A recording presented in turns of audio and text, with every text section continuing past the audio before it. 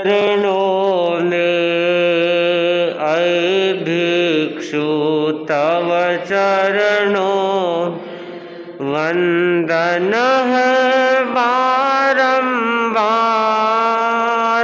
भक्तों के भाग्य विधाता कर दो तुम बेड़ा पार, कर दो तुम बेड़ा।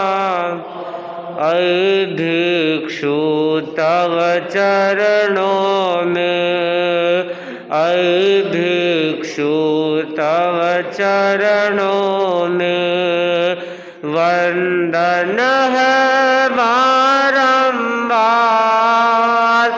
भक्तों के भाग्य विधाता कर दो तुम बेड़ा पार, कर दो तुम बेड़ा। तेरा पथक निर्माता ज्योतिर्मय जीवन था, ज्योतिर्मय जीवन। जीने की कला सिखाई, जीने की कला सिखाई। बन समक तक दातार, भक्तों के भाग्य विधाता कर दो तुम बेड़ा पार, कर दो तुम बेड़ा। श्रद्धा के शुभ भावों से सुमिरन करता हूँ मैं, सुमिरन करता हूँ। ओ सत्य सिंधु के प्रहरी, ओ सत्य सिंधु के जुड़ जाए तुमसे तार। भक्तों के भाग्य विधाता कर दो तुम बेड़ा पार, कर दो तुम। अपना वैभव में पाओ ऐसा दे दो वरदान, ऐसा दे दो वरदान। मैं वीर वचन अनुराग, मैं वीर वचन अनुराग। पाओ जीवन का सार, भक्तों के भाग्य विधाता कर दो तुम बेड़ा पार, कर दो तुम बेड़ा। प्रकट थे नभ में रवि सम, बादल को चीर दिया, बादल को चीर दिया। मूर्छित मानव में कर दो, मूर्छित मानव में कर। नव शक्ति का संचार, भक्तों के भाग्य विधाता कर दो तुम बेड़ा पार, कर दो तुम। कष्टों की रातों में भी तेरा आश्रय है,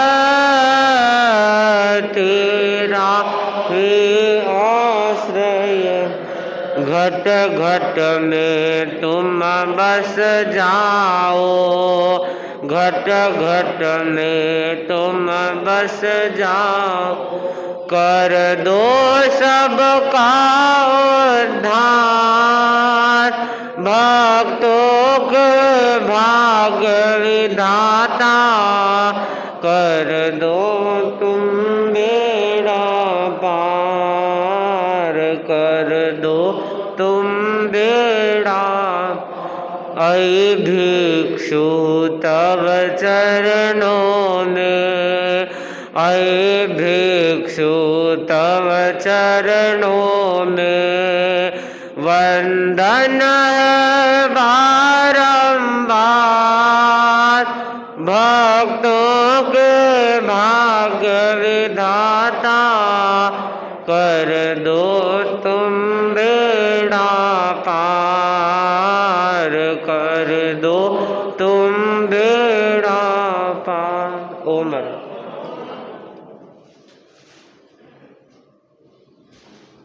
युग प्रधान महातपस्वी आचार्य श्री महासमन जी के पावन चरणों में कोटि कोटि वंदन। श्रद्धेय मुनिश्री के पावन चरणों में भावभरा वंदन। मुनिवृंद, उपस्थित समस्त श्रावक श्राविका गण, जीवन की सफलता में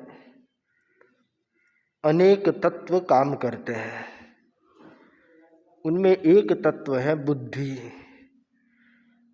मनुष्य एक ऐसा प्राणी है जिसके भीतर में बुद्धि का विकास पर्याप्त रूप से होता है। ये जगत अनंत अनंत जीवों से भरा हुआ है, परंतु बुद्धि का इतना विकास संभवतः मनुष्य में ही होता है। तो बुद्धि एक महत्वपूर्ण पहलू है जीवन का। बुद्धि अगर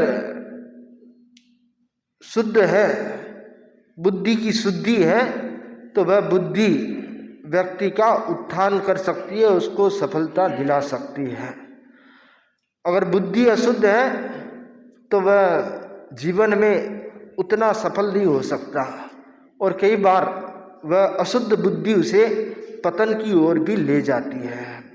तो इसलिए बुद्धि का होना जितना महत्वपूर्ण है, उससे भी ज़्यादा महत्वपूर्ण है बुद्धि की शुद्धि होना। तो बुद्धि की शुद्धि हो ये बहुत अपेक्षित है। एक मजदूर आदमी था, मिल में काम करता था।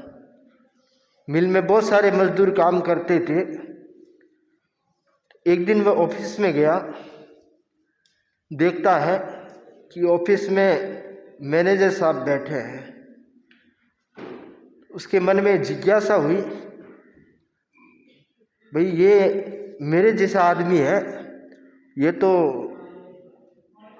एयर कंडीशन ऑफिस में बैठा है, और मुझे सुबह से शाम मिल में दिन भर काम करना पड़ता है, कितनी मेहनत करनी पड़ती है, और इसमें और मेरे में फर्क क्या है? इसके भी दो आँख है, मेरे भी दो आँख है, इसके दो कान है, मेरे भी दो कान है, इसके दो हाथ है, मेरे भी दो हाथ है, इसके दो पाँव, मेरे भी दो पाँव। समानता है, आकृति की पूरी समानता है, फिर फर्क क्या है? तो उसने उस मैनेजर साहब से पूछ लिया कि भाई आप में और मेरे में फ़र्क क्या है? तो मैनेजर साहब ने कहा कि मेरी जो तनख्वाह है, पगार है, वो महीने की 1,00,000 रुपया है, और तेरी जो पगार है वो महीने की 10,000 रुपये है।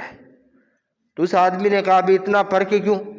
आप भी तो इंसान हो, मैं भी इंसान हूँ, आप भी काम करते हो, मैं भी काम करता हूँ, और मैं तो आपसे ज़्यादा काम करता हूँ, सुबह से शाम तक खटता हूँ, आप तो चेयर पे बैठे रहते हो दिन भर। क्या करते हो? कागज़ काला करते हो, और क्या करते हो? तब उसने कहा कि जो इतना पगार का फर्क है, वेतन का फर्क है, उसका कारण है ये दिमाग, ये बुद्धि, ये अक्ल।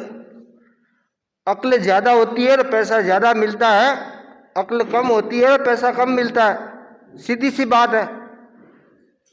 तब उस आदमी ने कहा भी ऐसा क्या आप में है, ऐसी क्या अक्ल है आप में जो आपको इतना पैसा मिलता है, बताओ मेरे को। थोड़ा मोटे बुद्धि वाला व्यक्ति था। तो मैनेजर साहब ने कहा इसको समझाना पड़ेगा। तो मैनेजर साहब ने क्या किया, अपना हाथ टेबल पे रख दिया और कहा इस पर एक मुक्का मारो। तो जैसे ही उसने जोर से मुक्का मारा तो मैनेजर साहब ने हाथ हटा लिया और उसका मुक्का जो टेबल पे जाके लगा। उसको तकलीफ हुई, अरे जोरदार दर्द हो गया। कि देखा ना, ये अक्ल ऐसे होती है, अक्ल है। उसके समझ में आ गया, उसको चोट लगी ना तो समझ में आ गया कि बुद्धि, हाँ बुद्धि में कुछ तो दम है।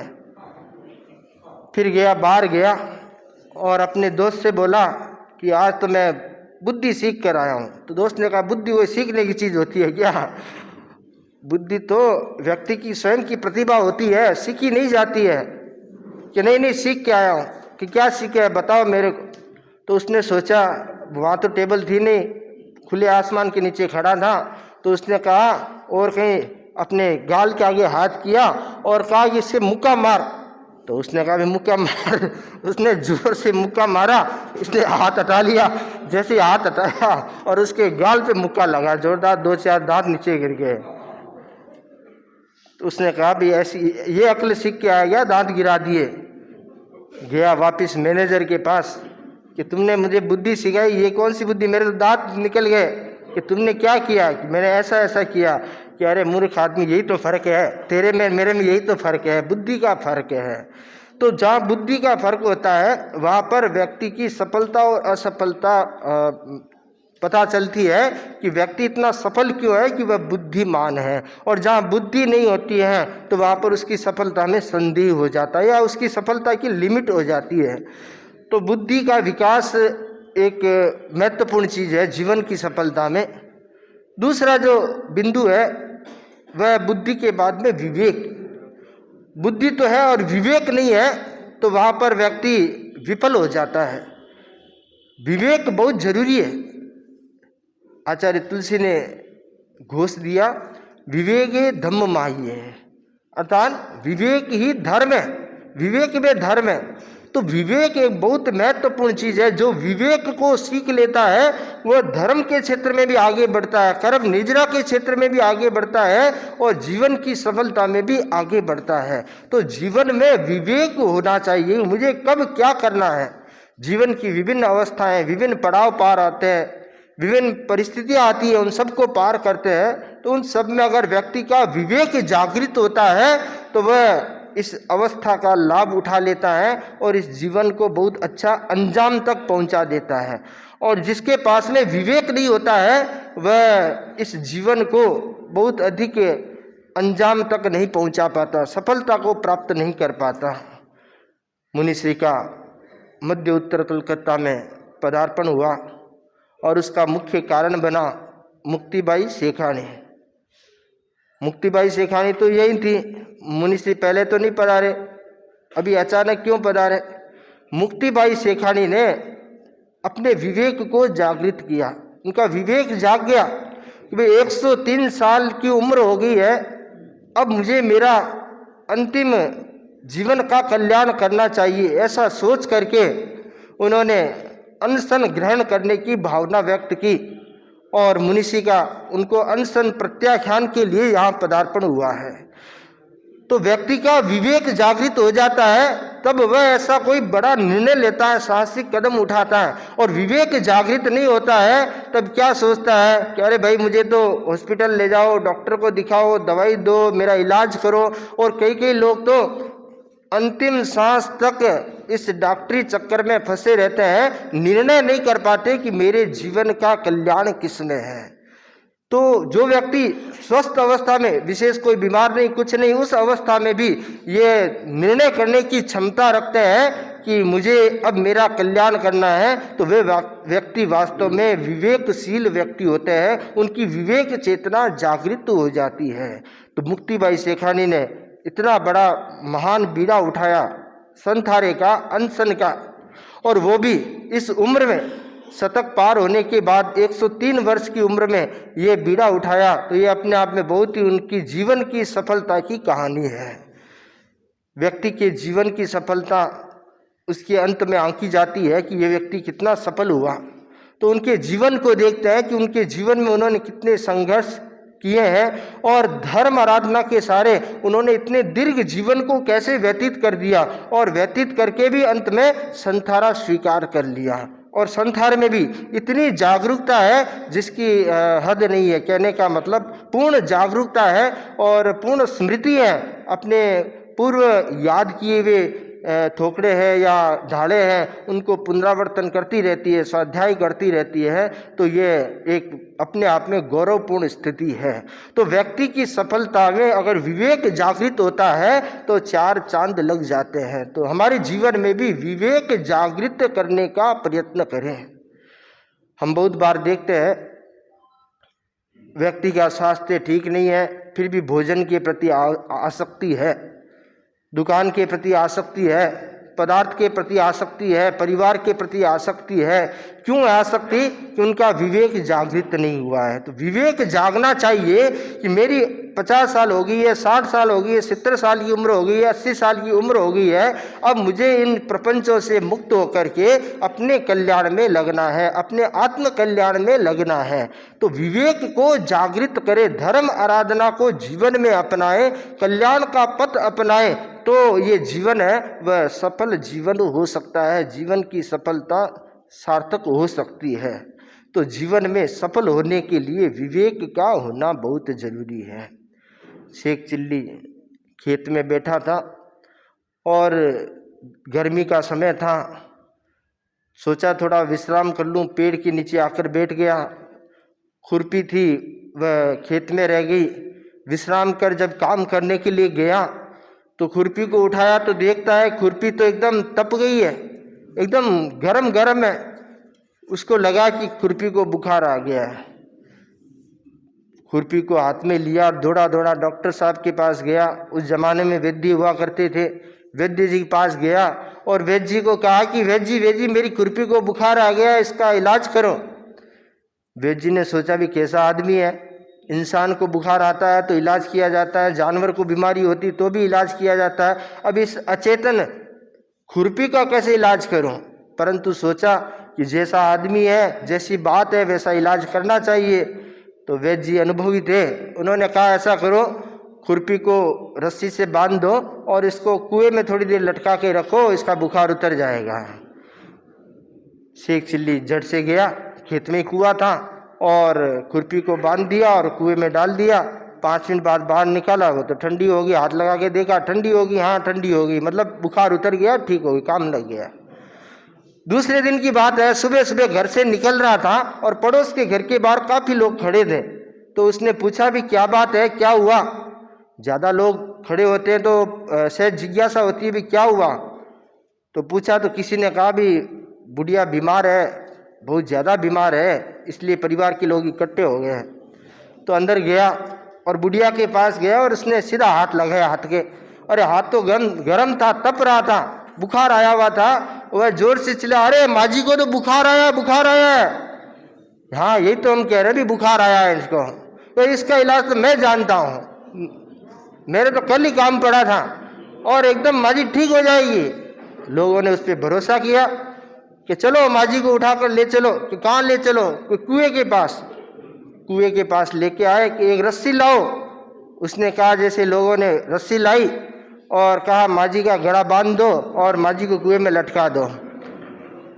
गला बांध दिया, कुएं में लटका दिया, 10 मिनट पानी में रखा और उसके बाद कहा कि अब निकाल लो।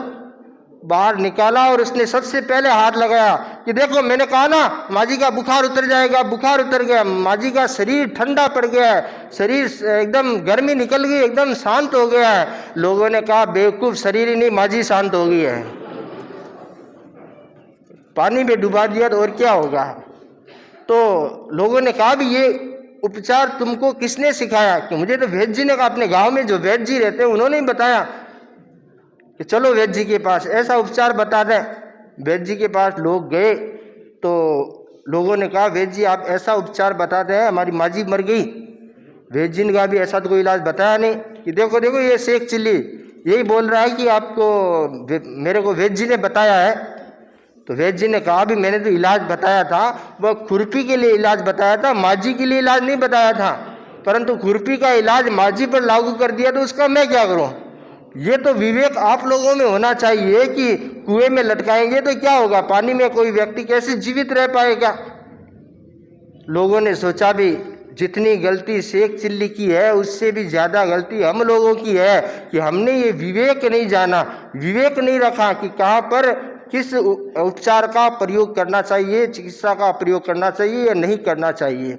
तो विवेक अगर जागृत होता तो वह माझी मरती नहीं, और विवेक जागृत नहीं था तो बेचारी माझी को मार दिया। तो कहने का तात्पर्य है कि विवेक की चेतना जागृत होती है तब व्यक्ति अपने जीवन में सफलता को प्राप्त करता है, और विवेक जागृत नहीं होता है तो वह भले धर्म क्षेत्र हो भले कर्म क्षेत्र हो, कहीं पर भी सफलता प्राप्त नहीं कर सकता। तो मुक्तिबाई सेखानी का विवेक जागृत है और उन्होंने अपने विवेक के द्वारा ये संथारे की ओर कदम बढ़ाया और वे संथारा में गतिशील है। तीसरा जो सूत्र है वह निर्णय। जीवन की सफलता में निर्णय का बहुत बड़ा योगदान होता है। सही समय पर सही निर्णय लिया जाता है तो वह व्यक्ति को बहुत ऊपर उठा देता है, और सही समय में सही निर्णय नहीं लिया जाता है तो कई बार सफलता जो द्वार तक आई हुई है वह लौट जाती है। तो जरूरी है कि जब सही समय आ जाए तब सही निर्णय ले लेना चाहिए। जब लगे, आचार्य भिक्षु को पूछा गया कि संथारा कब करना चाहिए, तो आचार्य भिक्षु ने कहा कि जब अनाज मिट्टी जैसे लगने लग जाए, रोटी का स्वाद मिट्टी जैसे लगने लग जाए तब संथारा कर लेना चाहिए। अर्थात जब पता चल गया कि अब मेरा शरीर टिकने वाला नहीं है, इस शरीर से कोई काम नहीं निकल रहा है, कोई सार नहीं निकल रहा है, कोई गुणों की वृद्धि नहीं हो रही है, तब संथारे की ओर कदम बढ़ाना चाहिए, जीवन के कल्याण की ओर कदम बढ़ाना चाहिए। संलेखना करें और संथारा करें, तप करें, शरीर को कृश करें और उसके बाद अंतिम मनोरथ जो है वह मनोरथ की ओर आगे बढ़े। तो जीवन में सही निर्णय अपने आप में बहुत मायने रखता है। तो जीवन की सफलता तभी होती है जब हम सही समय पर सही निर्णय ले पाते हैं। तो सही निर्णय व्यक्ति के कल्याण का निमित्त भी बन जाता है, उत्थान का निमित्त बन जाता है। तो जीवन में सही निर्णय को महत्व दें कि जो निर्णय ले रहा हूँ वह सोच समझ कर लें। आचार्य तुलसी ने अपने डायरी में लिखा है कि मैं कोई निर्णय लेता हूँ उस पर पहले अच्छे से विचार करता हूँ, सोचता हूँ, अच्छे से सोचने के बाद ही कोई निर्णय लेता हूँ, परंतु निर्णय लेने के बाद फिर उसको जल्दी बदलने की बात नहीं करता हूँ, उस निर्णय को सही करने की बात करता हूँ कि कैसे वो निर्णय मेरा जो है वह सही हो जाए, सबके गले उतर जाए और वह लागू हो जाए। तो वास्तव में बहुत सारे लोग निर्णय करने के बाद सोचते हैं कि अरे मैंने गलत निर्णय कर लिया, ये कर लिया, वो कर लिया। बाद में नहीं, आप पहले सोचिए, पहले विचार कीजिए और विचार करने के बाद निर्णय लीजिए, फिर उसे अपनी शक्ति लगा दीजिए उस निर्णय को सफल होने में, वह कार्य सफल होने के लिए अपनी शक्ति लगा दीजिए। तो फिर देखिए आपका निर्णय कैसे सही नहीं होगा, निर्णय अपने आप सही हो जाएगा।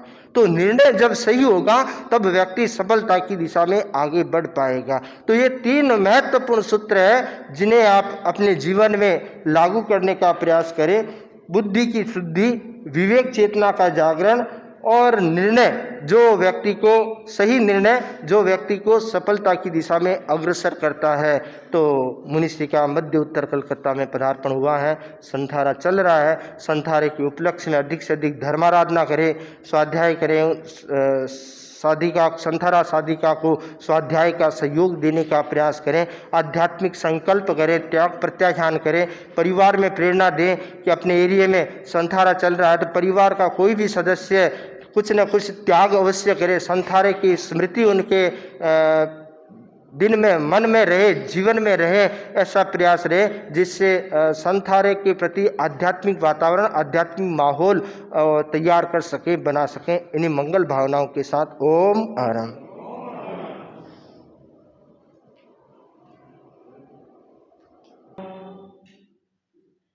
अहिंसा के अवतार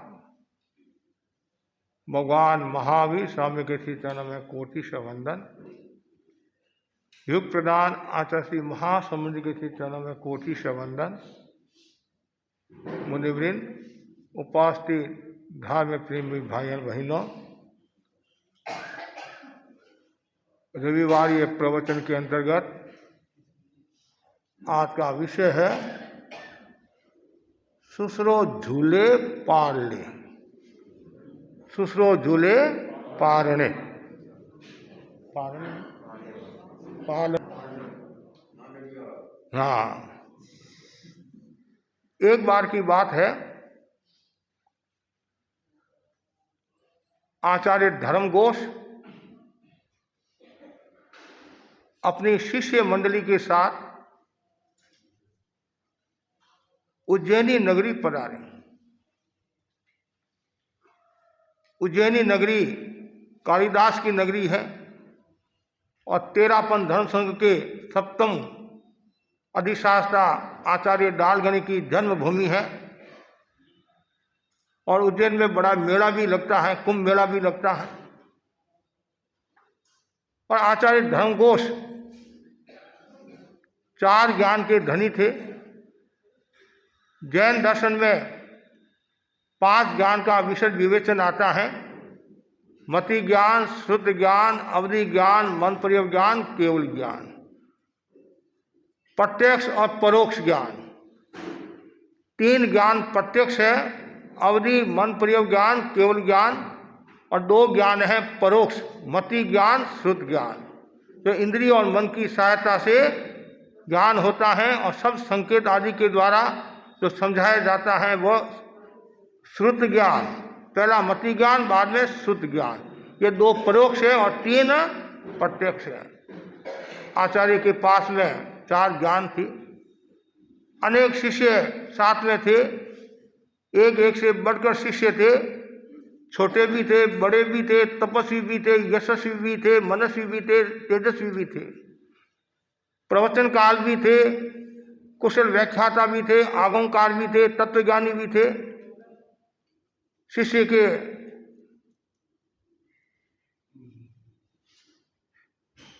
चारों ओर शिष्य नजर आ रहे थे। प्रवचन का आयोजन रखा गया, प्रवचन पूरा हुआ, सब अपने घर की ओर बढ़ रहे हैं।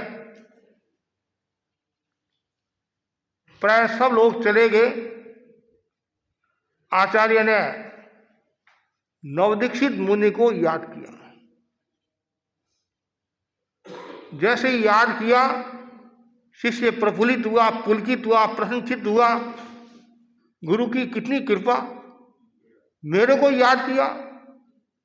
वे शिष्य भाग्यशाली है जो गुरु याद करते हैं, जो गुरु के दिलों में रहते हैं।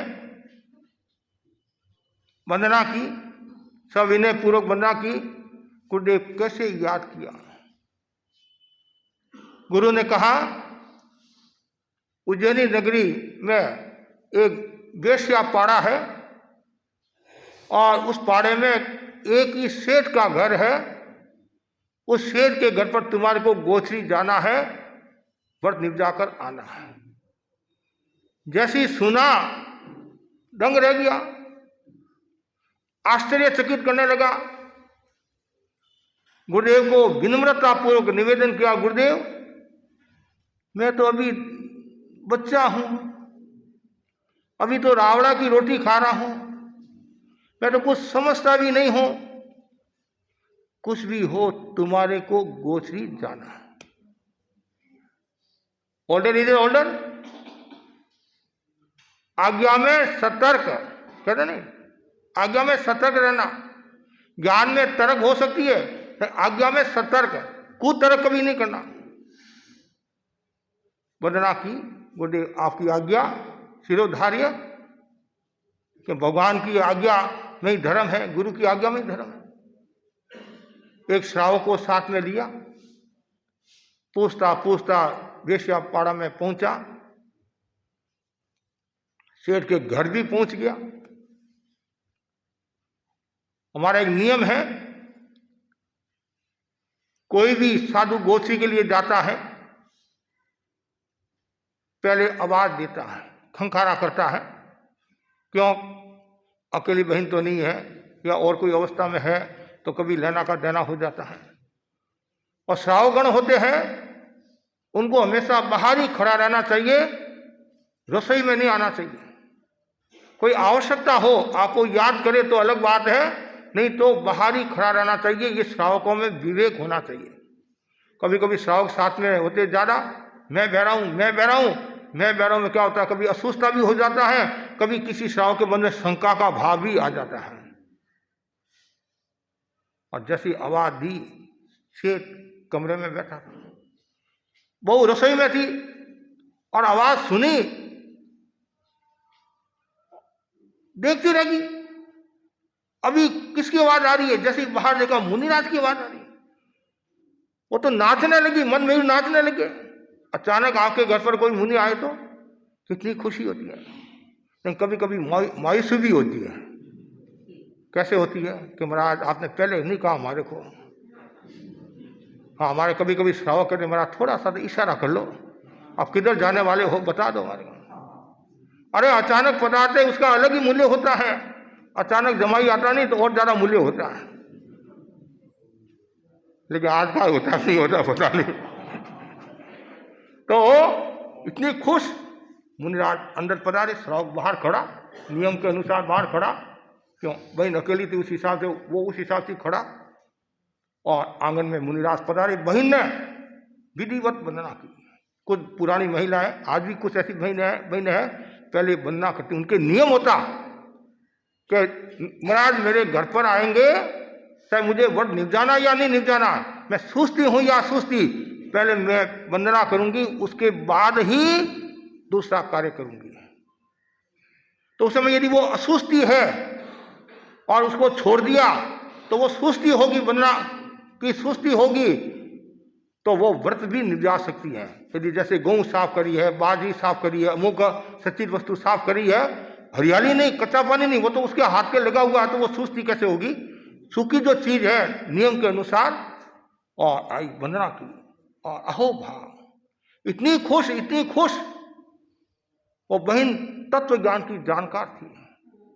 आज भी हमारे यहाँ कुछ बहनें ऐसी तत्व ज्ञान की जानकार है, जो अभी संथारा जिन बहन के चल रहा है, मुक्तिबाई के तत्व ज्ञान के बहुत जानकार है। इतने ठोकरे आ रहे हैं, मैं भी बताऊंगा, भाग रखता हूँ, आश्चर्य है। और मेरा भी बहुत उनसे काम पड़ा था, लालमू चातुर्मास में गुरुदेव की आज्ञा लेकर विशेष काम पड़ा था तत्व ज्ञान आदि का। सीधा प्रश्न पूछ लिया बहन ने। सामान्यतः गोष्ठी समय हम ये प्रश्न की चर्चा नहीं करते हैं, कोई इमरजेंसी केस हो तो अलग बात है, कोई दीक्षा की बात कर ले तो एक अलग बात है। और तत्काल कहा मुनिराज वंदना की। क्या प्रश्न किया पता है आपको? अजहू सवार। क्या प्रश्न किया? अजहू सवार। जैसे ही प्रश्न किया, मुनिराज भी कम नहीं थी, दिखने में तो छोटे थे, भाव करते गंभीर, कहते नहीं। हाँ, ऐसा कहा जाता है, ज्ञानी से ज्ञानी मिले करे ज्ञान की बात, मूर्ख से मूर्ख मिले के मुक्का की लात। मैं यदि ज्ञानी के सामने यदि गमा की बात करूंगा, बावन बोल की बात करूंगा, बात सत्या की बात करूंगा, भगवती सूत्र की बात करूंगा, तब तो समझ में आता है। और बाल बुद्धि है, अज्ञानी है या ग्रामीण आदमी है, उसके सामने मैं कहता हूं भगवती सूत्र, गुणस्थान कितने हैं, हाथी में गुणस्थान कितने बातें हैं, पावे तो पावे, मेरे को क्या लेना देना है, क्या लेना देना है। अजहू सवाल। जैसे ये प्रश्न किया, आप समझ गए, बाई तत्व की भाषा में बोल रही है। तो मुनिराज ने कहा, बाई काल न जानियो, बाई काल न जानियो। जैसे ये कहा, वो शेठ था नहीं अंदर बैठा था कमरे में, वो पक्का नास्तिक था, वो धर्म को नहीं मानता, वो धर्म को अफीम मानता। उसकी अवधारणा ये थी, करे धर्म फूटे कर्म, करे पाप खाए ढाप। उसने हाथ भी नहीं जोड़े। आज भी कुछ ऐसे लटबाज होते हैं, कोई लटधारी कोई मटधारी, किसी ने 5 संजियों गस मारी, कहे तो कबीर सुनो भाई साधु, खोपड़ी खोपड़ी मत नारी। आज भी अलग खोपड़ियाँ मिल जाएगी। हम घरों में जाते हैं, कई लटबाज की तरह खड़े रहते हैं, और कभी कुछ तरह से बोलते प्रणाम। 60 वर्ष का है, 70 वर्ष का, क्या बोलता है प्रणाम। संस्कार नहीं है। या रोजाना आपको बोलते आपस में सलाम प्रणाम, तो बस। और कभी कहते महाराज क्यों आए, क्या काम है। कभी ऐसे ही पूछते, महाराज मेरे को पूछा एक ने कि बड़ा महाराज कौन है। अरे मैं पाटा पर बैठा हूं नीचे बैठा हूं तो बात समझ में भी हो सकती है, पाटा पर बैठा हूं। और धर्म संघ में आप सब जानते धर्म संघ की क्या विधि विधान है। तो भाई काल ने जाने, वो सेठ सब देख रहा। सेठ के मन में आया, मेरी बहू पागल है। और क्या प्रश्न करी, अजू सवाल। 12 तो बज गए और अभी क्या बज गए, अभी सवेरा है। और मुनि और पागल कि साधु बन गए और क्या बोले, काल ने जानियो, काल को नहीं जाना तो दीक्षा कैसे ली। कई बार क्या होता है, जो नहीं आने वाले होते नहीं लोग, वे ज्यादा जानकार होते हैं, वो चारों ओर से ध्यान रखते रहते हैं, महाराज क्या करे, महाराज कहाँ विचन करे है, क्या महाराज मैं आता नहीं हूँ, मैं जानकारी सब रखता हूँ। ऐसे लोग भी होते हैं, काल ने जानियो। और हमारा नियम है साधु काल में कार्य करे। 10 कार्य सूत्र में भी आया, गोची समय गोची जाए, प्रतिगमन के समय प्रतिगमन करे, प्रतिलेखन के समय प्रतिलेखन करे, व्याख्यान के समय व्याख्यान दे, सेवा के समय सेवा कराए। सारी हमारा विधि विधान है। ये टाइम मैनेजमेंट जितना साधुओं के पास में है उतना किसी के पास नहीं होगा। टाइम मैनेजमेंट, समय प्रबंधन। और आपने आचार्य महासमुद्र को देखा होगा, समय के कितने पाबंदी है। गुरुदेव तुलसी को आपने देखा, महाप्रज्ञ जी को देखा, कितने समय के पाबंदी है। जो समय पर काम करता है उसके कोई समस्या नहीं आती है। समय पर उठना, समय पर सोना, ये स्वस्थता की निशानी है। और रात को 11-12 बजे सोता है और 9-10 बजे उठता है तो उसका क्या हाल होगा, क्या परिणाम आएगा। और अब सेठ धर्म को तो मानता नहीं था और कहे किसको, एक साधु, और वो भाई मन में तो गुस्सा आ रहा है। मुनिराज ने भी प्रश्न पूछ लिया, भाई ने पूछा तो मैं भी प्रश्न पूछ लूं। केवल आचार विचार, केवल आचार विचार, कि तुम्हारे घर का आचार विचार क्या है। भाई ने सुना, माता ठनका, महाराज तो मेरे से भी ज्यादा ज्ञानी है। तब भाई ने कहा, महाराज वासी जीवना। क्या कहा, वासी जीवना। जैसे कहा शेर का पारा और चढ़ गया, 103 डिग्री का हो गया। महाराज को क्या लेना देना आचार विचार से, चाहे कैरी का आचार हो, गुंदे का आचार हो, नींबू का आचार हो, किसी का आचार हो, महाराज को क्या लेना देना। साधु बन गए, ये साधु है साधु है।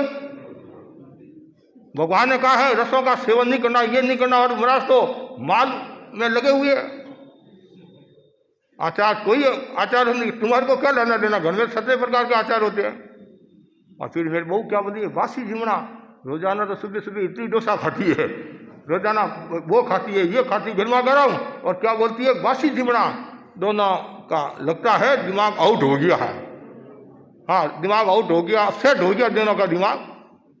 फिर मुनिराज ने जाते जाते एक प्रश्न और पूछ लिया कि तुम्हारा पति कितने साल का है, तुम्हारा बेटा कितने वर्ष का है, और तुम्हारे ससुर जी कितने वर्ष के हैं। जैसे ही कहा तो शेर का पारा और चढ़ गया। ये महाराज है क्या, महाराज के कोई सगाई करना क्या, सगपन करना क्या, क्या पूछ रहे। वो ने कहा, महाराज 4 वर्ष का मुझ पति, 12 वर्ष का पूत, सुसरो झूले पानो एना घना सूत। मुनिराज, मेरा जो पति है वो 4 वर्ष का है और मेरा बेटा 12 वर्ष का है। कभी ऐसा होता है? हाँ, 9 हाथ की काकड़ी ने 13 हाथ का बीज। और मेरा जो ससुर है वो तो भी पालना में झूलरिया है। ससुर जी पालना में झूलरिया, जो गुजरात में ऐसे झूला होता नहीं, अब तो सब जगह आने शुरू हो गया है। ये कहा, शेर का पारा और तेज हो गया। पागल पागल पागल नहीं, मां पागल। और बेटे को तो 4 वर्ष का, मतलब उसके पति को, और पोते को, मतलब उसके लड़के को 12 वर्ष का, और मेरे को पालना में। आहा, क्या जमाना आया। मैंने सोचा कि 5 है, ये तो 6 आ रहा लग रहा है। ठीक, मुनिराज ने कहा समय हो गया, ज्यादा हम बातचीत नहीं करते, हमारा नियम है, देरी हो जाएगी। आचार्य की जितनी आज्ञा है उतने हम काम करते हैं। वट नीचे जाकर मुनिराज पधार गए, अशरावक साथ में हो गया। अब पारा तेज। अब बहू को क्या बोले, वो तो अकेली थी घर में। इतने में आया पोता स्कूल से। जैसे घर में प्रवेश किया, दादा की आंखें लाल लगी। क्या हुआ, क्या हुआ बेटा, तुम थोड़ी देर पहले आता तो तुम एक जोरदार दृश्य देख लेता। हाँ, टीवी पर जोरदार सीरियल, टीवी पर तो नहीं, ऐसे आपस में जोरदार बातें हो रही थी। और क्या जमाना आया। ये आचार्य किस किस को मूंद लेते हैं, और आता कुछ नहीं है, का ही नहीं आता है, और दीक्षा दे देते हैं। आचार्य भिक्षु ने कहा नहीं, दीक्षा दी जो देख देख लेख लिखा मोकड़ा, भेड़ा आटे कर दो मत ढाऊ माऊ ढोकड़ा। तो ऐसा लगता है इन्होंने ढाऊ माऊ ढोकड़ों को इकट्ठा कर लिया। रोटी राम है ये, इनको आता कुछ है नहीं है, बस खाली जाओ न बढ़िया हो, खाली जाएंगे तब तो भर कर आएंगे। तो चलो शिकायत करके आते हैं। जैसे ये कहा तो पोता तो तैयार था, मेरा दादा महाराज के जाए और पक्का नास्तिक था। हाँ दादा चलो, हाँ शिकायत करेंगे। शिकायत में सबको मजा आता है, मतलब शिकायत में तो मजा ही आता है, नहीं प्रशंसा में मजा आता नहीं आता है, शिकायत में जरूर मजा आता है। वो अपने पोते को लेकर, बूढ़ा था, धीरे धीरे लाठी लेकर गया। आचार्य भगवान विराजमान थे, हाथ भी नहीं जोड़े, कि वो नास्तिक था, चिंतन भी दूसरा था। अब तो पारा और तेज था। और कहा आचार्य जी भी देखते रखते, क्या हुआ? आपका एक अभी साधु आया था, वो क्या उल्टा सुल्टा बोल कर गया। आप किसको दीक्षा देते हो? थोड़ा विवेक होना चाहिए आप में, थोड़ा तो जानकारी रखनी चाहिए। नहीं किसके घर में कैसे बोलना, क्या बोलना, और कैसे कैसे बोल कर गया है। आचार्य ने अपने ज्ञान बल से जाना, चिंतनशील तो थी, ज्ञानी तो थी। मेरे पास में भी जितने साधु हैं, एक भी साधु ऐसा नहीं है कि जो परमात्मा करता हो, मतलब इस रूप में। ऐसे तो छठवां से छठे गुणस्थान का धनी गलती हो जाती है, इस रूप में कोई परमात्मा करने वाला अभी तो नहीं लग रहा है। कौन है कि वो सामने छोटा बैठे साधु, कालिया माता में बाल काला वाला, उसको बुलाया, आया, वंदना की, गुरुदेव कैसे याद किया? बहुत खुश हुआ, गुरु ने याद किया। हम गुरुदेव के पास होते हैं कि हमारे को याद करते कितनी खुशी होती है, लेकिन खुशी होती है लेकिन कभी कभी टेंशन भी हो जाता है। हाँ, अचानक बोला चली तो आज पेशी पड़ी हाई कोर्ट में, संदली मजा लेते हैं कि आज दिनेश कुमार जी स्वामी पेशी पड़ी आपकी, क्या हुआ? शांति रखो, जो होना था वो हो गया। विनोद की बात है। अब यार बंदा कैसे इनके घर पर गोची गया। अब किसका घर ये तो मुझे पता नहीं, आपने जो मुझे बताया था उस घर पर मैं गया। इस शेर को तो मैंने नहीं देखा, घर में अकेली बाई थी। हाँ वो मैं ही हूँ, मैं कमरे में बैठा था, तब बाहर तो नहीं आई, हाथ तो नहीं जोड़े। किसको हाथ जोड़ूं? साधु को, और किसको हाथ जोड़े? मैं नहीं मानता हूँ ये साधु हो तुम तो। और मेरी बहू के साथ में आपने क्या बात की? उन्होंने प्रश्न पूछा, मैंने उत्तर दिया। मेरी बहू ने क्या कहा? अजू सवार सवेरा कहाँ है? 12 बज गए। और आपने क्या कहा? काल को न जाना। जैसे ये कहा मुनिराज समझ गए शेर मोटी बुद्धि वाला है। हाँ, ये भी शेख चिल्ली की तरह है। तत्काल क्या कहा? शेर साहब आप थोड़ा सा यदि शांति रखो तो मैं समझ गया, आपके भावों को समझ गया। आपने केवल शब्दों को पकड़ा है, यथार्थ को नहीं पकड़ा है। क्या यथार्थ? तुम मेरे को क्या शिक्षा देता है? तुम 10 साल का है, मैं 80 साल का हूं। कोई बात नहीं, आप महान हो, बड़े हो, लेकिन फिर भी अब मेरी बात तो आप सुन लो। क्या सुना दे? आपकी बहू ने मुझे प्रश्न पूछा, अजू सवाल, इसका मतलब सवेरा नहीं है। तो हमारे ठाणांग सूत्र में 3 अवस्थाएं बताई है, 55, यौवन, बुढ़ापा। ये 3 अवस्था है। तो बाल अवस्था को क्या कहा? बचपन का है, 3 अवस्था है। और सवेरा, मध्याह्न, संध्या, 3 हो गया ना। सवेरा है बचपन है, तो दोपहर है वो मध्याह्न है वो यौवन अवस्था है, संध्या है वो बुढ़ापा। ये 3 अवस्थाएं बताई है। और आपकी बहू ने मुझे पूछा, महाराज अभी तो आप छोटे बालक हो, इसके जैसे ये बेटा मेरे सामने दुगड़ भाई, हाँ तो इसके छोटे हो और आपने दीक्षा कैसे ले ली? अभी तो सवेरा है।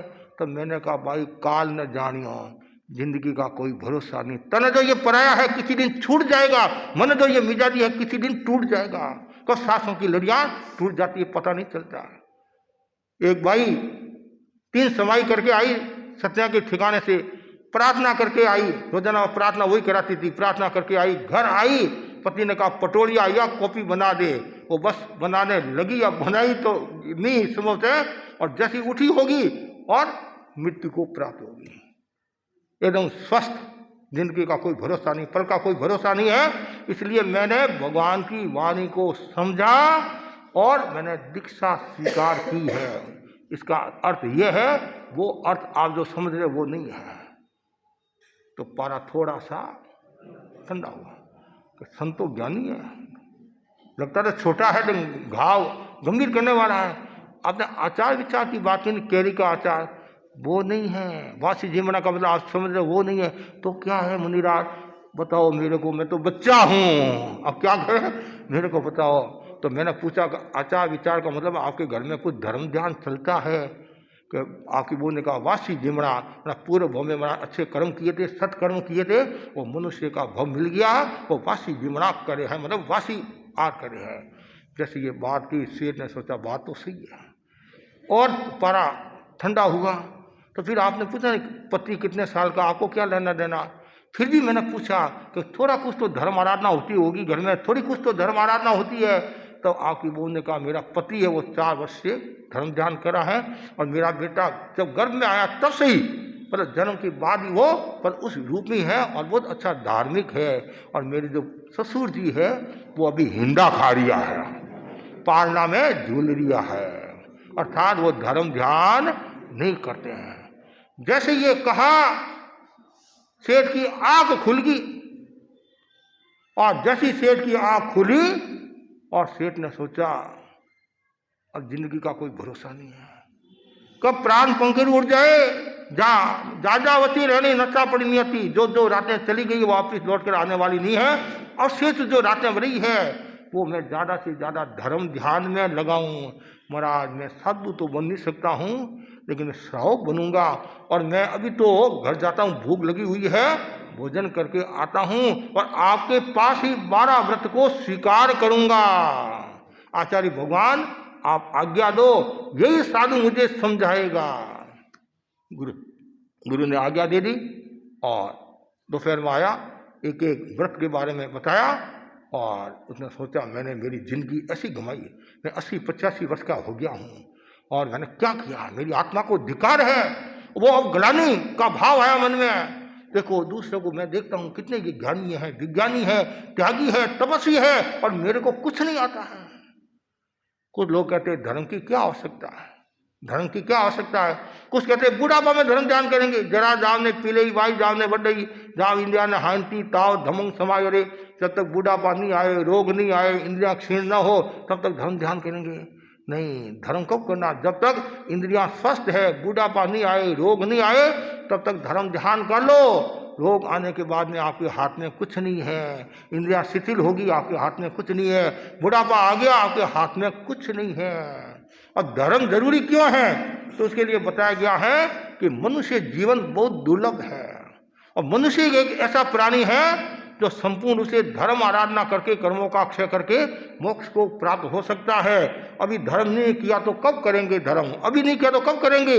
जब साधु संतों का योग मिलता है उसमें तो पूरा लाभ लेना चाहिए। ऐसे तो 24 घंटे ही धर्म आराधना करनी चाहिए। माड़ा सामायिक समर्थ धर्म क्यों करना, धर्म में आडंबर प्रदर्शन दिखावा नहीं होना चाहिए, ये एक विशेष ध्यान रखने की बात है। धर्म में आडंबर प्रदर्शन दिखावा नहीं होना चाहिए, और धर्म दिखावटी नहीं होना चाहिए। यदि धर्म में धर्म दिखावटी हो गया तो समस्या आ जाएगी। मतलब न सजावट, न बनावट, न मिलावट, पर तो क्या होना चाहिए, धर्म तो केवल निदर्शन, और धर्म आत्मगत होना चाहिए। धर्म क्या आत्मगत होना चाहिए, आत्मा की आराधना के लिए। और आत्मा की आराधना के लिए हमेशा जागरूक रहना जरूरी है, अप्रमत्त रहना जरूरी है, और धर्म आराधना करना जरूरी है। पहला सूत्र है धर्म का जागरूकता, हर पल हर क्षण जागरूक रहो। कहम चरे कहम चित्ते कह मासे कहम चरे कह भुंजन तो भाषण तो पावन कमुने बन रही। जब साधु दीक्षित होता है तो गुरु से निवेदन करता है, खुद कैसे चलूं आदि बताएगा, कैसे प्रतिक्रमण करूं, कैसे सोऊं आदि, जिससे मेरे पाप कर्म का बंधन न हो। तो गुरु क्या कहते, ध्यान चरे, तुम कोई भी प्रवृत्ति करो, खाने की, पीने की, बोलने की, चलने की, उठने की, रहने की, सब में यत्न रखो, जागरूकता रखो। चलते समय केवल चलने का ध्यान, बोलते समय केवल बोलने का ध्यान, गोची के समय गोची का ध्यान, प्रतिक्रमण प्रतिलेखन के समय वही ध्यान रहे, और परिष्ठापन में वही ध्यान रहे, बस और कुछ नहीं। जागरूकता, सावधानी हटी दुर्घटना घटी, बस ये ध्यान रखो। और साथ साथ में धर्म आराधना, ज्ञान में, दर्शन में, चारित्र में, तप में, ये वीर्य मतलब ध्यान की आराधना करो, दर्शन की आराधना करो, और चारित्र को निर्मल बनाओ, और तप को मतलब आत्मगत करो, और शक्ति को जागृत करो, और शक्ति को छिपाओ मत, तो तुम्हारा जीवन ये बेस्ट हो जाएगा, जीवन सफल हो जाएगा। तो ये जो मुक्तिबाई की जो बात चल रही है, तो मैं एक शब्द में कह सकता हूँ, मुक्तिबाई का जीवन जागरूकता का व धर्म का जीवंत उदाहरण है। आपको आश्चर्य होगा, नाम तो इनका मटकूबाई था, हाँ मटकूबाई नाम था, लेकिन गुरुदेव ने महती कृपा करके इनका नाम मुक्तिबाई रखा। तो पहले सब मटकूबाई मटकूबाई कहते थे, और बाई ने भी गुरुदेव को निवेदन किया, मेरा नाम बदलो, मेरा नाम बदलो, मेरा नाम बदलो। गुरुदेव सुनते गए। एक बार संभवतः लाडनू की बात होगी, जाप चल रहा था, कोठरियों में ऐसे जाप चल रहा था, तो मुनि सुमेरमल स्वामी, मंत्री मुनि वर्तमान सुमेरमल स्वामी जो देवलोक पधार गया, वहाँ सुमेरमल स्वामी ने वो संचालन करते थे, आज का जाप, आज या कल का जाप मटकूबाई के वहाँ है। जस की ये कहा मटकूबाई के यहाँ है, गुरुदेव ने कहा क्या कहा, रुक जाओ। कि सुमेरमल स्वामी आगे बोले नहीं, तो साधी प्रमुखा जी को पूछा गुरुदेव तुलसी ने इनका क्या नाम रखे है, क्या नाम रखे, कि मुक्तिबाई। तो पर कल जाप मुक्तिबाई के वहाँ है। भाई इतनी खुश हुई, इतनी प्रसन्न हुई, और वास्तव में उनका जैसा नाम है वैसा ही उनका जीवन है। 103 साल पूरे हो गए संभवतः, 103 साल। और आपको आश्चर्य होगा, 85 वर्ष संभवतः हो गए होंगे पति को गुजरे, कितने 85 वर्ष हो गया। मात्र 17 वर्ष की उम्र में संभवतः 17 वर्ष की उम्र में 18 वर्ष समझ लो, पति का स्वर्गवास हो गया। एक पुत्र थानमल, और ऐसी स्थिति में रहना बहुत बड़ी बात है। लेकिन परिवार के जो ससुर जी थे, सासू जी थे, बहुत अनुकूल थे, और साधना में सहयोगी थे। दीक्षा की भी भावना लेने की, आरज करने के लिए भी आए, लेकिन योग नहीं बैठा।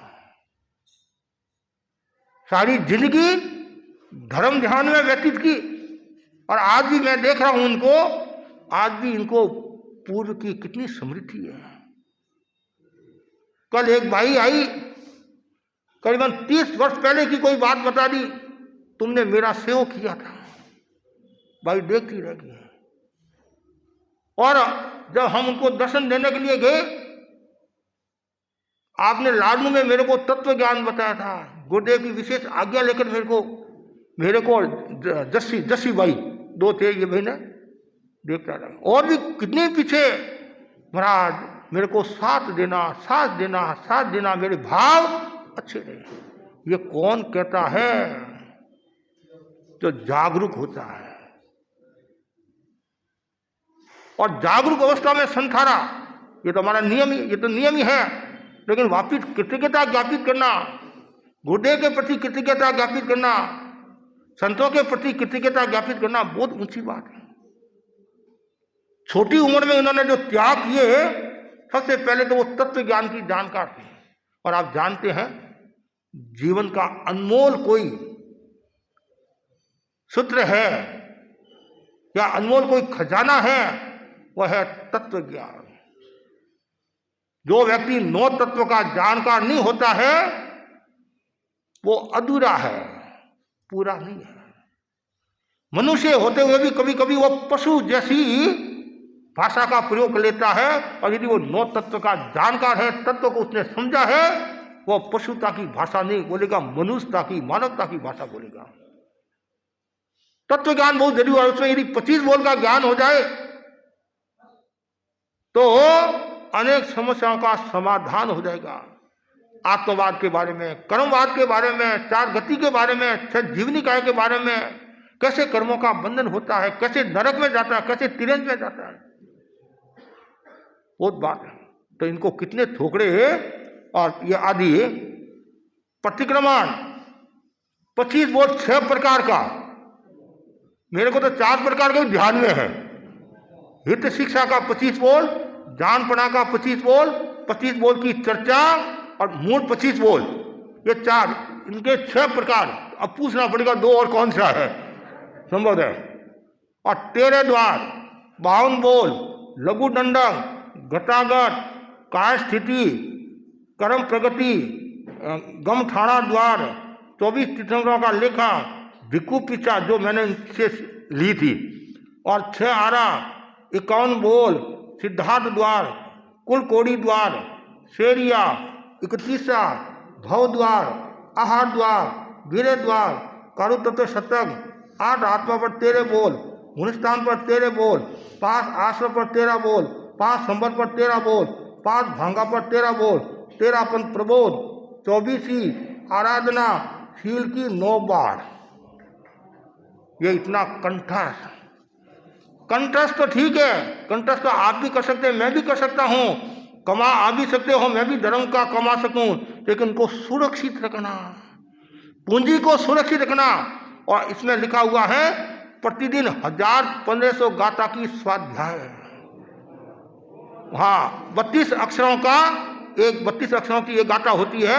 ऐसे जैसे 25 बोल है नहीं, ये 100 गाथा, प्रतिगमन का समय 200 गाथा होगा, तो ऐसे ऐसे ये होता है। तो रोजाना 1500 गाथा का स्वाध्याय करना बहुत ऊंची बात है। और हमारे आचार्य ने कहा है जो निरंतर स्वाध्याय में लीन रहता है तो भव भवांतर के कर्म क्षय हो जाते हैं। और मुनि पृथ्वीराज स्वामी उदयपुर की भाषा में कि जैसे पहाड़ पर पानी ज्यादा देर टिकता नहीं है, उसी प्रकार स्वाध्याय से अशुभ कर्म टिकते नहीं हैं। निरंतर स्वाध्याय स्वाध्याय स्वाध्याय आईना है, स्वाध्याय झाड़ू के समान है, और स्वाध्याय से अध्यवसाय निर्मल पवित्र होते हैं और आत्मा की खुराक है। जैसे शरीर की खुराक भोजन है और आत्मा की खुराक भजन स्वाध्याय है। निरंतर स्वाध्याय करते रहो, कुछ नहीं है तो नौका मंत्र की माला फेरते रहो, प्रवचन सुनो, अनुप्रेक्षा करो, वो भी स्वाध्याय है। और साथ में उनके नियम, नमस्कार महामंत्र का कोटि जाप 5 बार किया उन्होंने, ऐसे करके खूब है। रोजाना 3 समाई, 4 समाई, 5 समाई, नवकाशी का त्याग, पोर्सी का त्याग, और जमीकन का अनेक वर्षों तक त्याग, हरियाली का त्याग, और स्नान का भी कुछ दिन छोड़कर ऐसे त्याग त्याग, इतना वैराग। और साथ में सेवा का लेखा जोखा सुनो, रूंगटे खड़े हो जाएंगे। और आपने एक बार कोई सिंगारा की सेवा की होगी तो जिंदगी तक गिनाते हैं, मैंने सेवा की, मैंने सेवा की, मैंने। इनको आप देखो 96 विक्रम संवत, हाँ 1996 से उन्होंने सेवा शुरू की। उन्होंने कालूगणी की भी सेवा की। हाँ, कालूगणी के पास में उन्होंने सम्यक दीक्षा स्वीकार की। और ऐसा कहा जाता है कालूगणी राज की सेवा अपनी 18 वर्ष तक उम्र की, वे 18 वर्ष की उम्र तक उन्होंने कालूगणी की सेवा की है। और उन्हें भी बताया विद्यासर चौमासा में 15 दिन सेवा की, और जितनी बार परिवारा पधारे उतनी बार उन्होंने सेवा की। और आचार्य तुलसी की कितनी सेवा की, 60 वर्ष तक आचार्य तुलसी की सेवा की। कितनी? 60 वर्ष तक आचार्य तुलसी की सेवा की। और 12 वर्ष तक आचार्य महाप्रकृति की सेवा की। और 11वें आचार्य श्री महासमुद्र जी के उपासना का अब तक 2 बार लाभ लिया। ये 2012 की छपी हुई है संबंध है। उसके बाद में कोई ज़्यादा काम नहीं पड़ेगा अवस्था के हिसाब से। अब बोलो आप। और शादी प्रमुखा, 4 शादी प्रमुखा को देखा। अब विष्णु जी को तो संभव नहीं देखा होगा, मतलब ये 5 हो गया ऐसे तो 4 के। और आचार्य भी 4 हो गए, कालूगणी, तुलसी गणी, महाप्रकृति और महासमुद्री। अब बोलो आप, महासमुद्री की छापर में या उससे पहले कहीं सेवा करके आए ऐसे।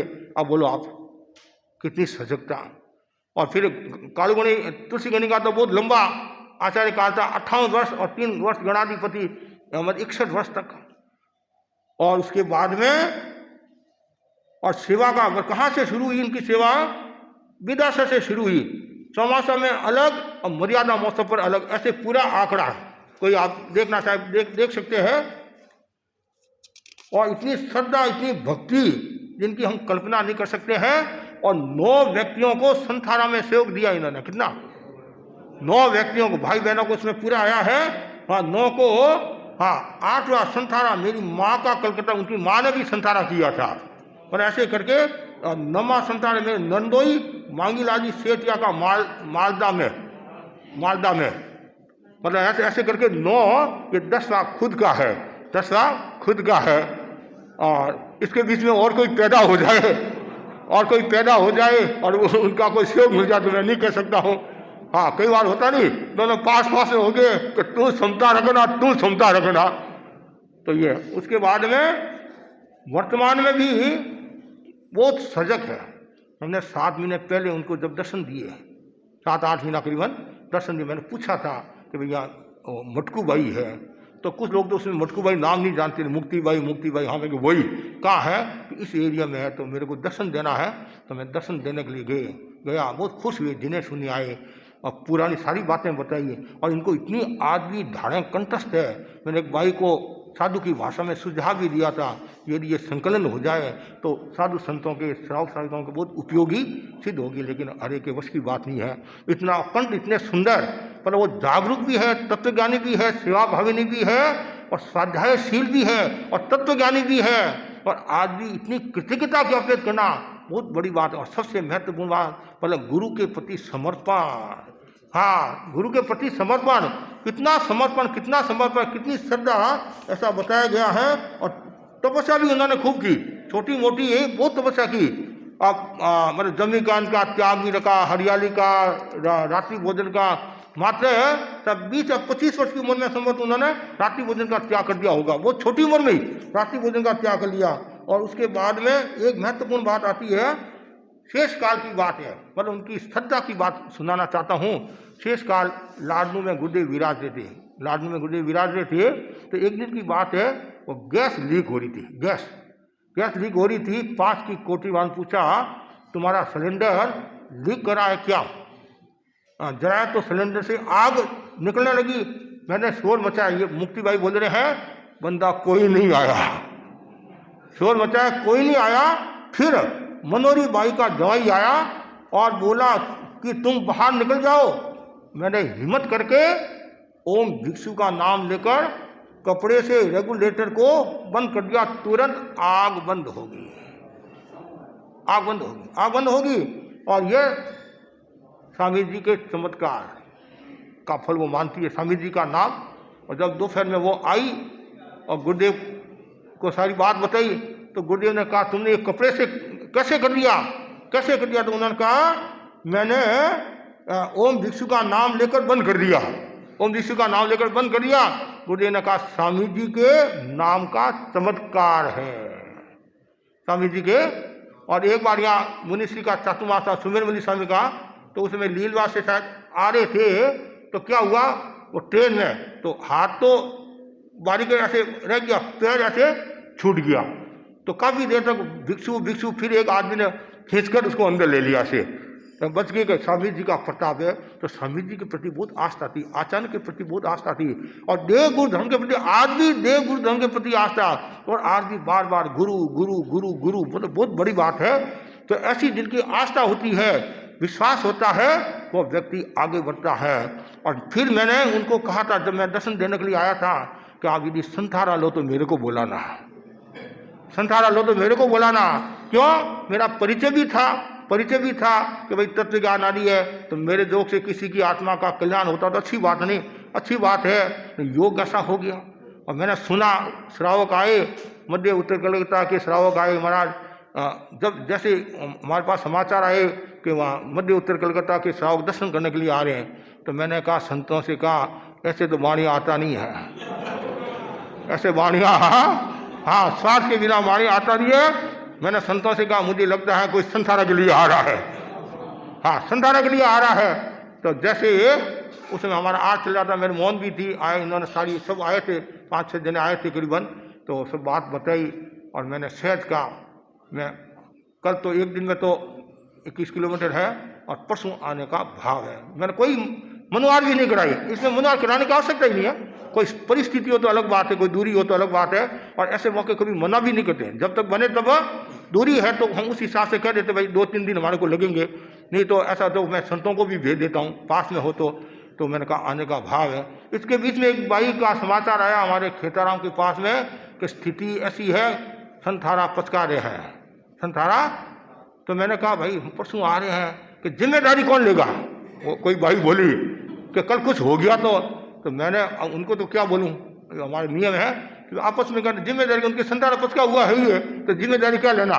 यदि आयु से पूरा हो गया तो वो संतान में तो गए हैं, संतान में तो गए हैं, संतान में गए, और मेरा योग होगा, योग होता तो मैं उनको दर्शन दे दूंगा।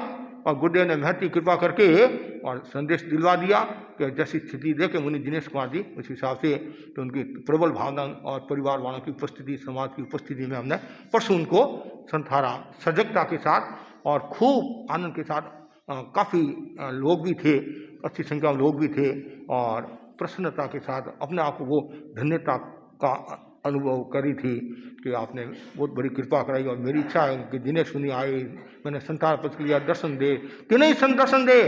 मैंने कहा ठीक है, तो जो हमारे मन में था और मैंने उनको कहा था, और ये भी योग्य है मेरा यहाँ रहना। यदि मैं कोई दूसरी जगह होता तो आ सकता नहीं आ सकता, वो तो गुरु की बात है। योग में यहाँ तो मेरे हाथ में है, यहाँ तो मेरे हाथ में है। यदि मैं और कई जगह होता तो वो तो गुरु की आज्ञा होती। लेकिन गुरुदेव की कृपा से और मेरे जोग से ये मेरे लिए अच्छी बात ये है, ऐसे तो अनेक संताना पचकाने का काम पड़ा, 100 ऊपर तो ये पहले ही है, 100 ऊपर तो पहले ही है। 103 वर्ष की उम्र पूरे हो गए, 4 जो भी समझो आप।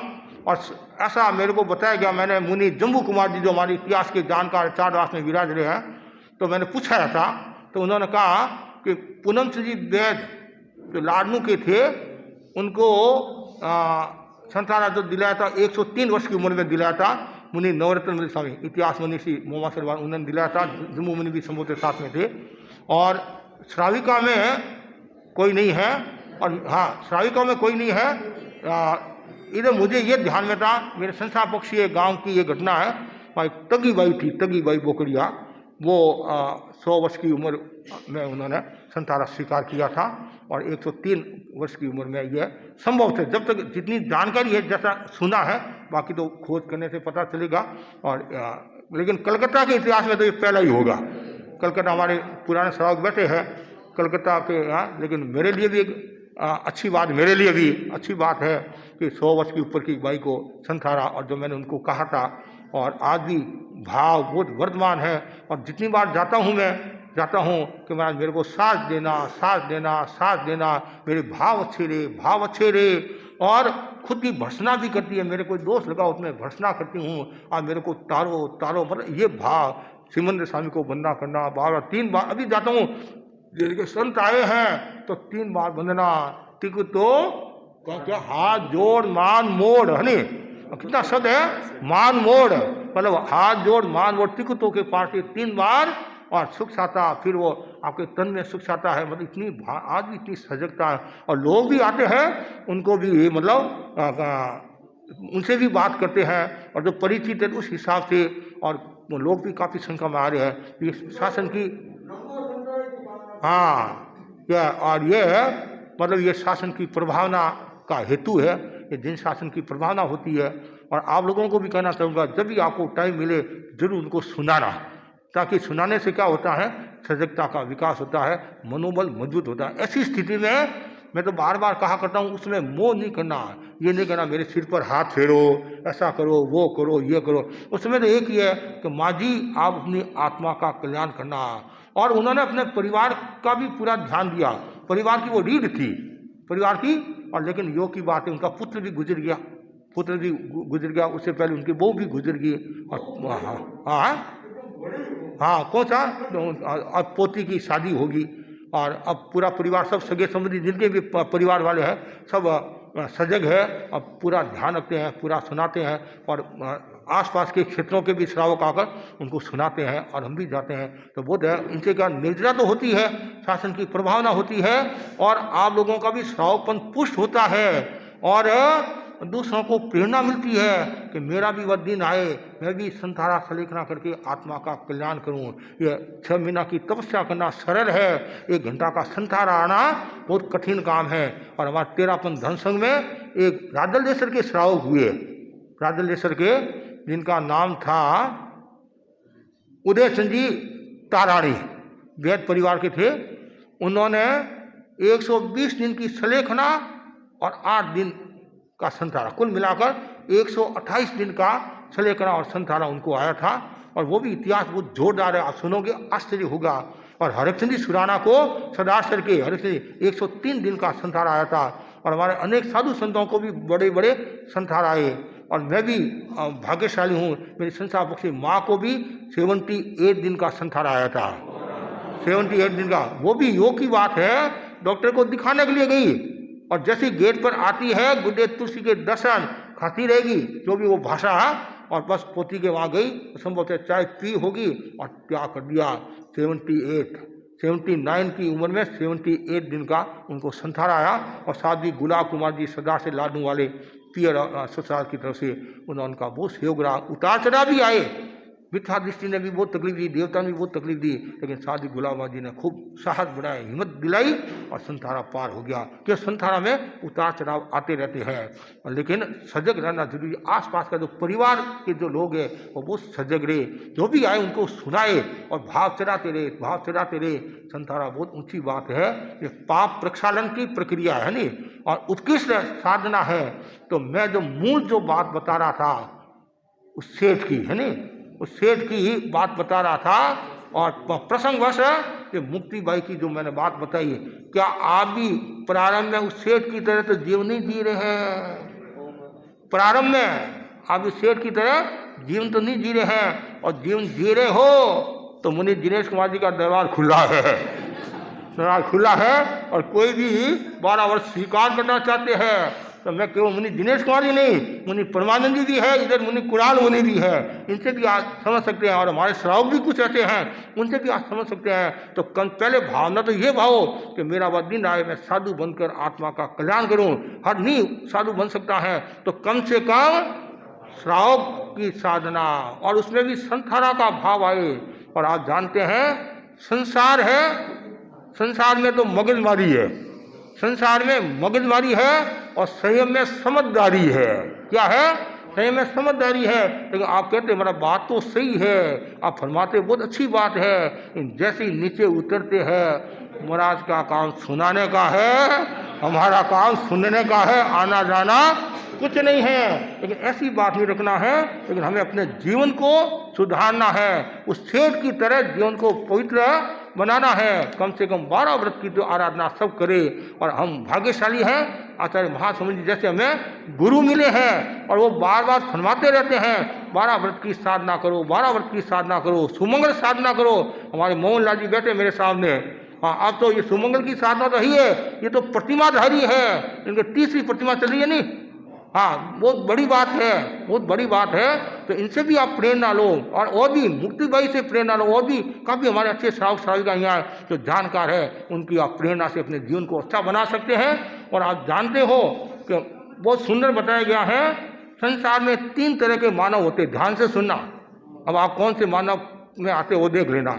और उसमें पहला है आदतों में जीने वाले जो अज्ञानी कहलाते हैं, आदतों में जीने वाले अज्ञानी कहलाते हैं, और आदतों को सुधारने वाले समझदार कहलाते हैं, और आदतों को ही न बनाने वाले साधक कहलाते हैं। अब आप कौन से हैं?